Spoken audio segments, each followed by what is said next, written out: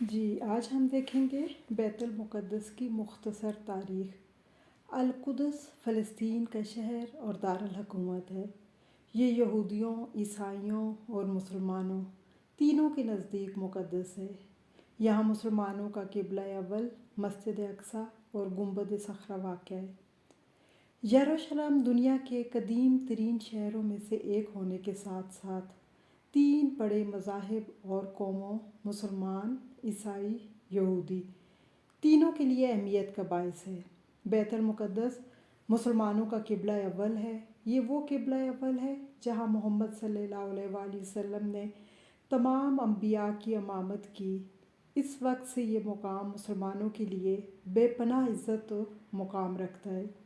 حقیقت یہ ہے کہ قبلہ اول بیت المقدس صرف مسلمانوں کے لیے ہی نہیں بلکہ یہود اور نصارہ سب کے لیے یکساں اہمیت کا حامل ہے۔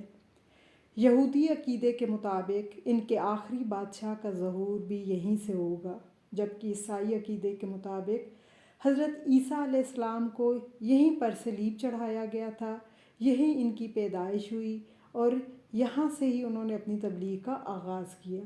اسی وجہ سے عیسائی بھی اس مقام کو بہت اہمیت دیتے ہیں، جبکہ یہودیوں کے لیے یہ شہر اس لیے مقدس ہے کیونکہ ان کے مطابق یہاں سے کائنات کی تخلیق ہوئی اور حضرت ابراہیم علیہ السلام نے اپنے بیٹے کی قربانی کی تیاری کی۔ اس کے علاوہ یہودیوں کا عظیم معبد ہیکل سلیمانی، جس کو حضرت سلیمان علیہ السلام نے تعمیر کیا تھا، وہ بھی یہاں پر موجود ہے، جس کو بابل کے بادشاہ بخت نصر نے 586 قبل مسیح میں تباہ کر دیا، لیکن اس کی بیرونی دیوار چھوڑ دی تھی۔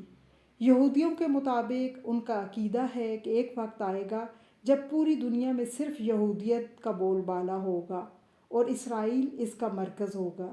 اس لیے یہودی ہیکل سلیمانی کی تعمیر اور توسیع کرنا چاہتے ہیں۔ اسی بنا پر یہودیوں کی یہ سازش ہے کہ وہ اپنی سلطنت کو وسیع سے وسیع تر کر دیں، جس کی بنا پر وہ فلسطین پر قابض ہیں۔ اس کے ساتھ ساتھ وہ شام، مصر، اردن پر بھی نگاہیں رکھے ہوئے ہیں۔ اسی سازش کو مد نظر رکھتے ہوئے اسرائیل امریکہ کے ساتھ مل کر عرب کی ساحلی پٹی میں مسلمانوں میں آپس میں خانہ جنگی کرواتا ہے اور وہ بیت المقدس کو اسرائیل کا دارالحکومت بنانا چاہتا ہے۔ قرآن پاک، احادیث اور تاریخی حقائق سے یہ بات واضح ہے کہ اللہ تعالیٰ نے بنی اسرائیل کو کئی مواقع عطا فرمائے تھے، مگر وہ اپنی بدعمالیوں میں گھرے رہے۔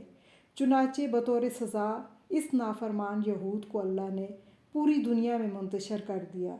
اس کے بعد عیسائی قوم نے یہود پہ ظلم و ستم کے پہاڑ توڑے۔ پھر مسلم قوم کا ظہور ہوا اور مسلمانوں نے بیت المقدس فتح کر کے حرم شریف کی مقدس حیثیت بحال کر دی۔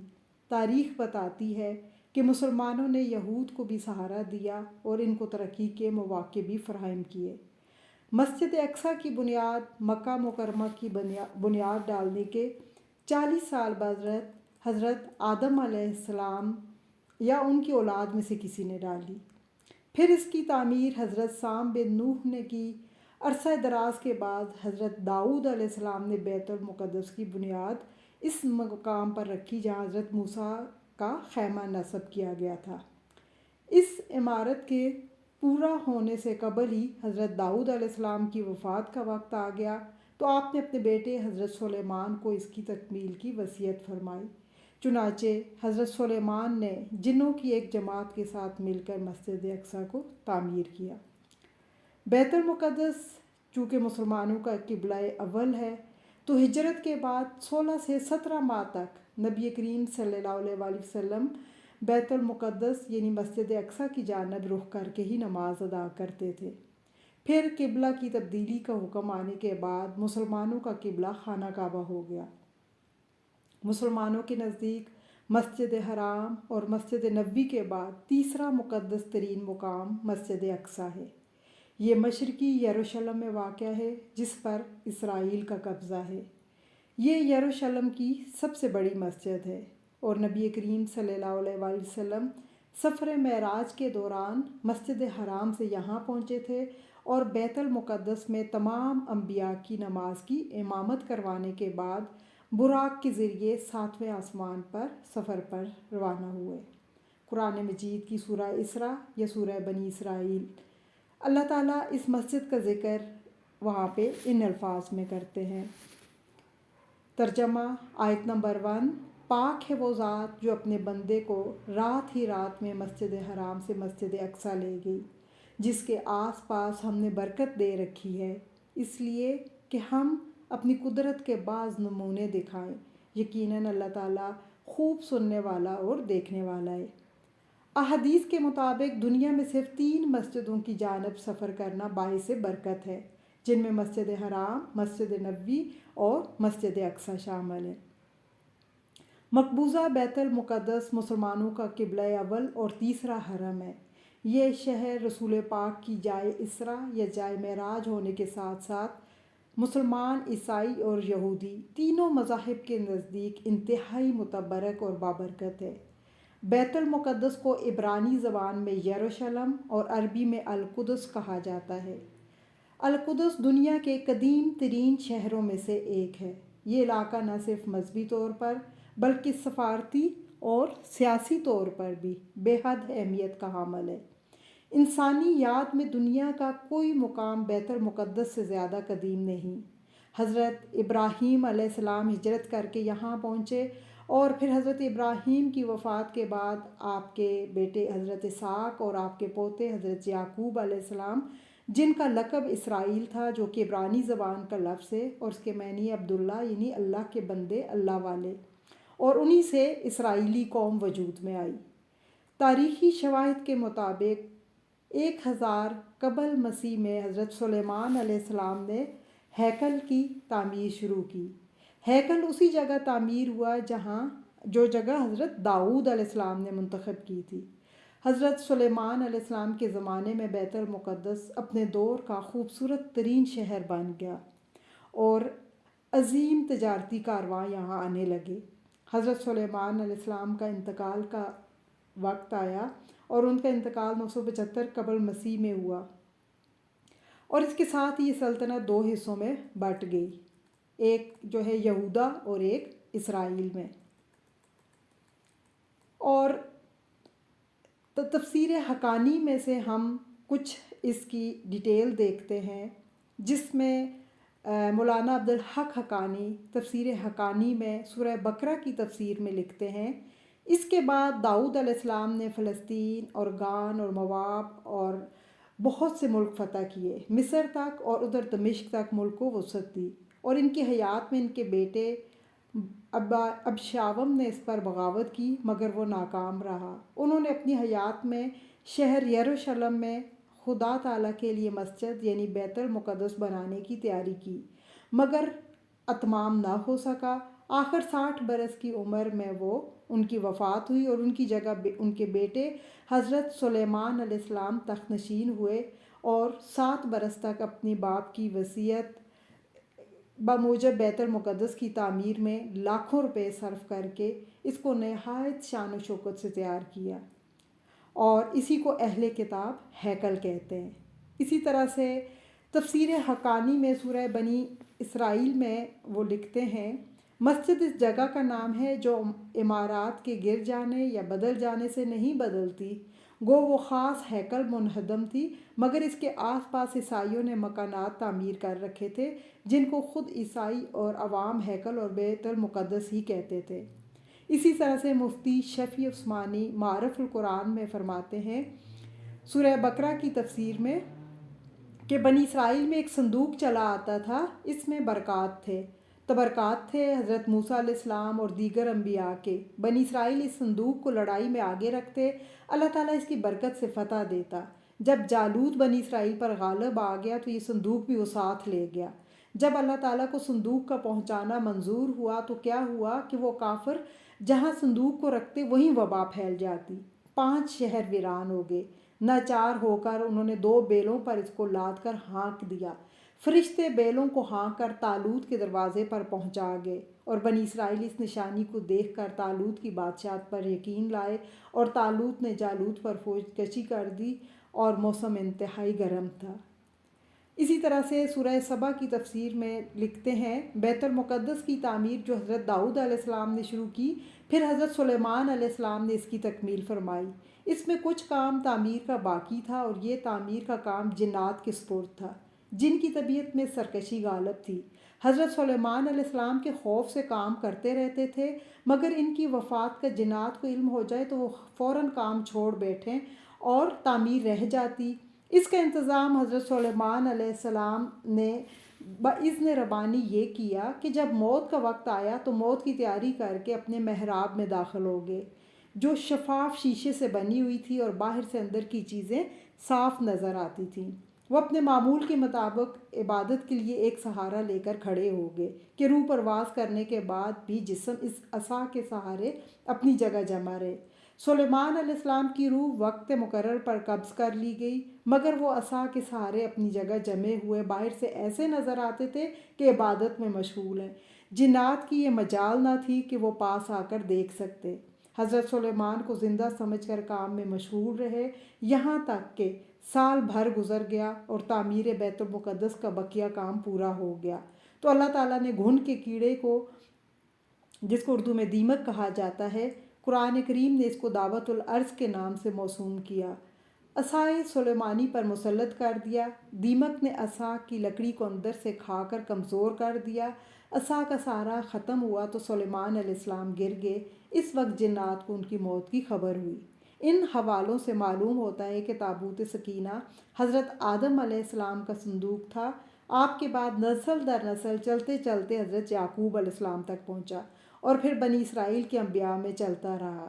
حضرت موسیٰ اور حضرت ہارون علیہ السلام کے بعد ان کے دیگر انبیاء کے تبرکات بھی اس میں موجود تھے، اور بنی اسرائیل ہمیشہ صندوق کو لڑائی میں آگے رکھتے تھے اور اس کی برکت سے اللہ تعالیٰ ان کو فتح دیتے تھے۔ جب بنی اسرائیل نے نافرمانی کی تو اللہ تعالیٰ نے ان کے اوپر قوم عمالقہ یعنی جالوت اور اس کی قوم کو مسلط کیا، اور انہوں نے ان کے شہروں کو تاراج کیا، ان کو علاقہ بدر کیا، ان کی اولادوں کو قتل کیا اور تابوت کو اپنے ساتھ لے گئے۔ لیکن جب اللہ تعالیٰ نے اس صندوق کو واپس کرنا تھا تو پھر اللہ تعالیٰ نے فرشتوں کی مدد سے دوبارہ ان تک پہنچا دیا۔ اس کے بعد حضرت داؤد علیہ السلام نے نبوت اور بادشاہت ملنے کے بعد اللہ تعالیٰ کی عبادت کے لیے ایک عظیم و شان عبادت گاہ تعمیر کرنا شروع کی۔ اسی تعمیر کو ہیکل سلیمانی کہا جاتا ہے، جسے حضرت سلیمان نے اپنے والد کی وصیت کے مطابق نہایت اہتمام اور شان سے مکمل کیا، یہاں تک کہ اس کی تعمیر میں جنات سے بھی کام لیا گیا۔